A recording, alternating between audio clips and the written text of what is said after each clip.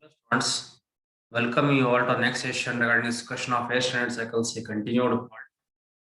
The previous session we have discussed regarding how to calculate the thermal efficiency of an Otto cycle. In today's session, students will be discussing regarding how to calculate the mean effective pressure of an Otto cycle.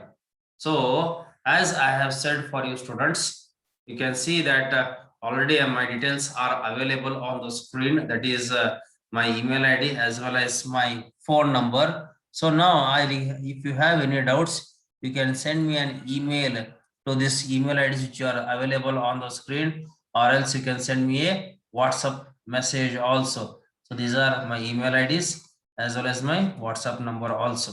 So if you have any queries, you can feel free to contact. Okay. So now let us begin the discussion of today's session, that is how to calculate the mean effective pressure of an Otto cycle. So already in the previous session, I have told you how to draw a pressure volume diagram for an Otto cycle. Now, for this pressure volume diagram for Otto cycle, we have made some slight additions. So what are they? That is writing the volume terms. So if you observe here carefully, students, the amount of air which is being compressed from position 1 to position 2 in terms of volume ratios, we term it as compression ratio, that is RK.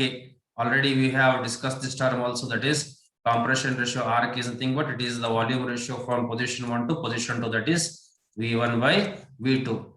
If the same distance linearly traveled by the piston from position 1 to position 2, we call it as swept volume, that is Vs is equal to V1 minus V2, the linear distance traveled by the piston from position 1 to position 2. So this Vs is nothing but it is swept volume, or in some textbooks it is also known as a stroke volume. So generally we term it as swept volume, students.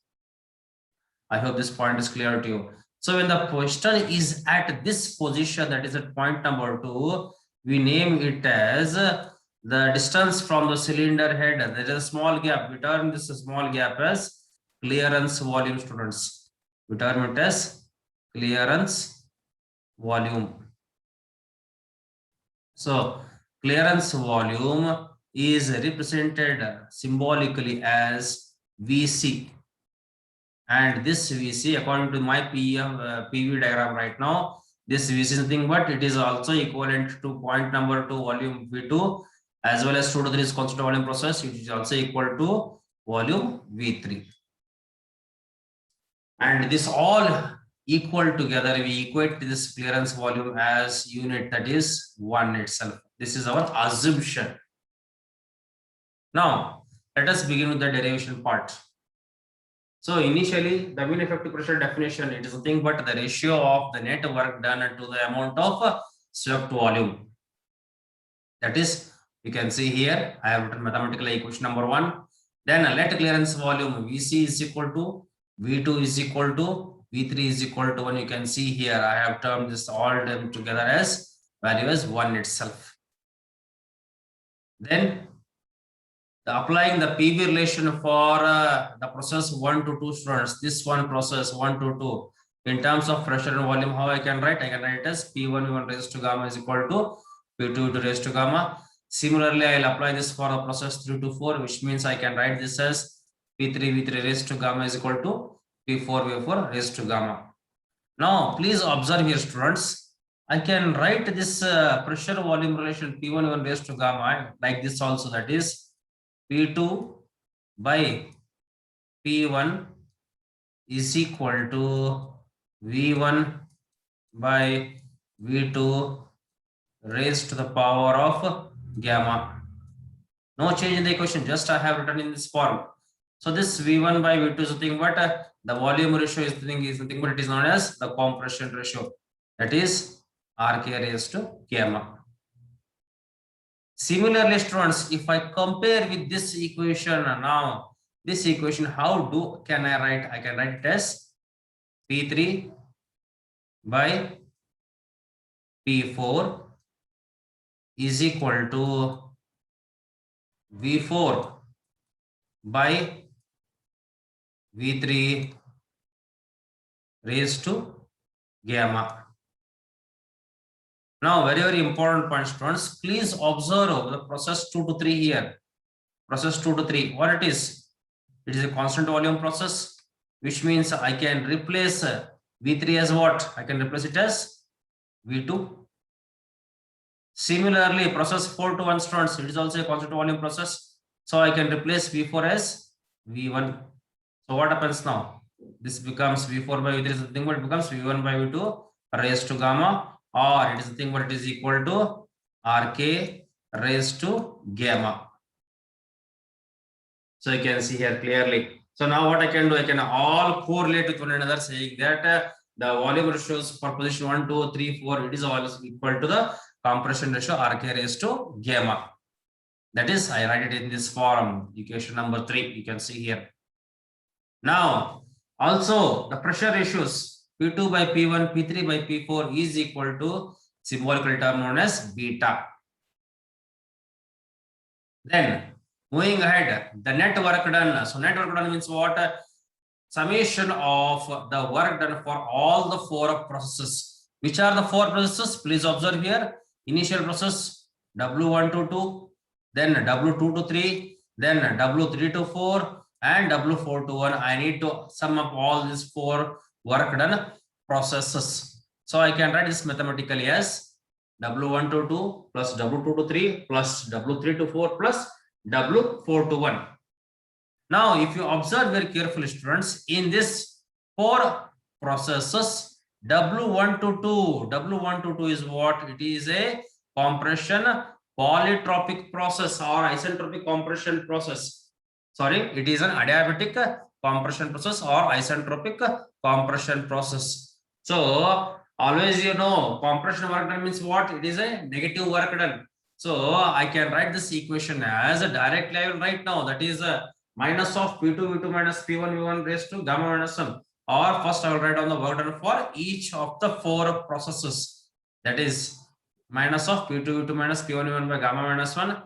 2 to 3, it is a constant volume process, students. So for constant volume process, value is 0. 3 to 4, expansion process.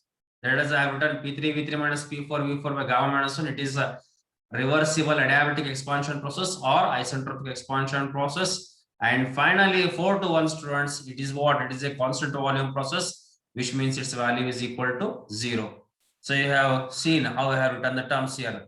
Now, what I will do here, students, is I will arrange these terms in a systematic manner such that the positive terms comes one side, negative terms to the other side. That is P3 V3 minus P4 V4 by gamma minus 1 minus of this entire term P2 V2 minus P1 1 by gamma minus 1.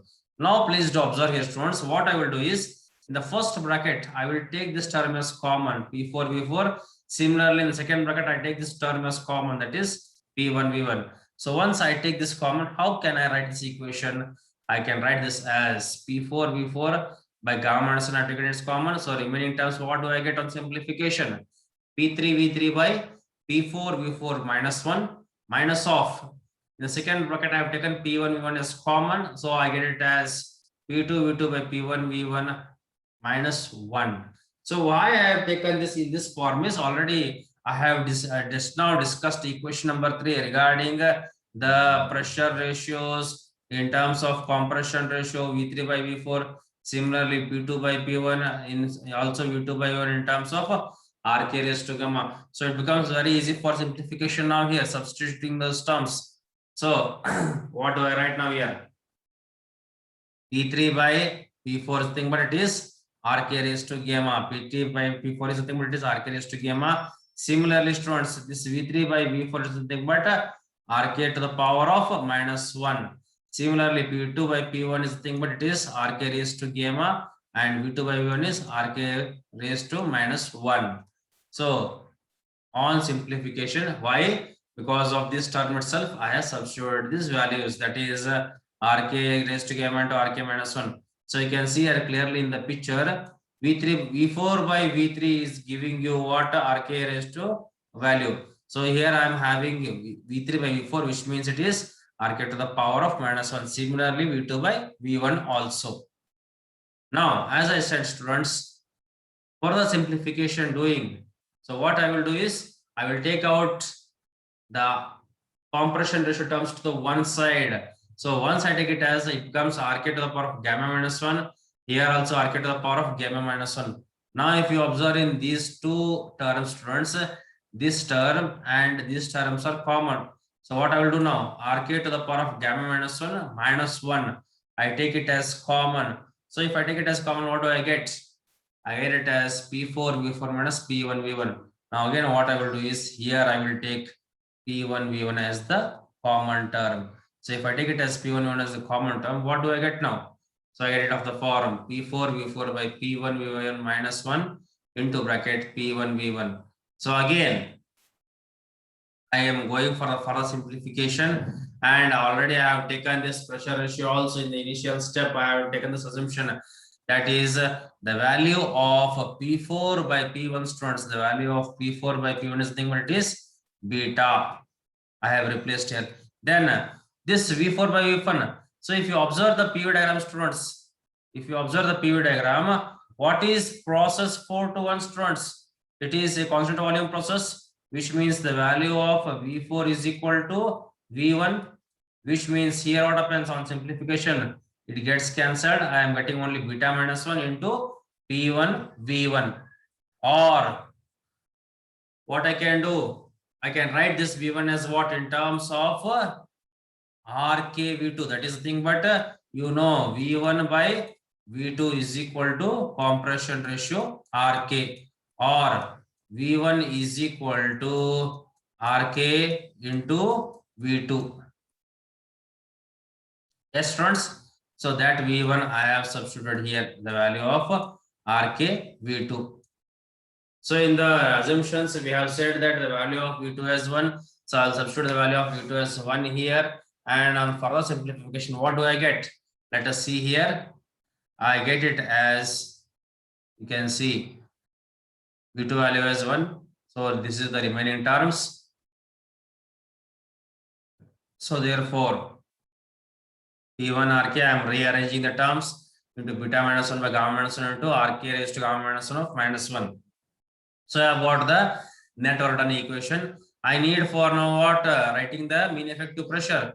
So directly I write the mean effective pressure equation here. That is this whole term, students. This whole term is nothing but the expression for what? The net work done. So that I have written here. That is divided by Vs. So therefore, I need now what? The value of Vs. Vs is nothing but it is swept volume from this particular graph. As I said, it is V1 minus V2. Or if I take in this expression V2 as common, what do I get? I get as V1 by V2 minus 1. V1 by V2 it is nothing but the compression ratio, students. What is this V1 by V2? I can replace this as compression ratio Rk. And another thing here, this particular V2, students, the value of this V2 is what? It is 1. So therefore, Vs I can write what it as. Vs is the thing, but it is V2 value is 1. V1 by V2 is the thing, but it is Rk minus 1. I can replace this like this itself. So therefore, on simplification, you can see here I am getting Vs is equal to Rk minus 1. Now what I will do is I will substitute this 6 in equation number 5. And what do I get, students? I get the expression as mean effective pressure is equal to P1 Rk into beta minus 1 Rk raised to gamma minus 1 minus 1 whole divided by gamma minus 1 by into Rk minus 1. This is the method how to calculate equation for mean effective pressure of an Otto cycle. Hope these things are clear to you. If you have any doubts, on the first slide I have shared my email ID as well as WhatsApp number. You can send me an email also, students. Okay, we shall complete here only this session regarding how to calculate the mean effective pressure of an Otto cycle. Thank you, students.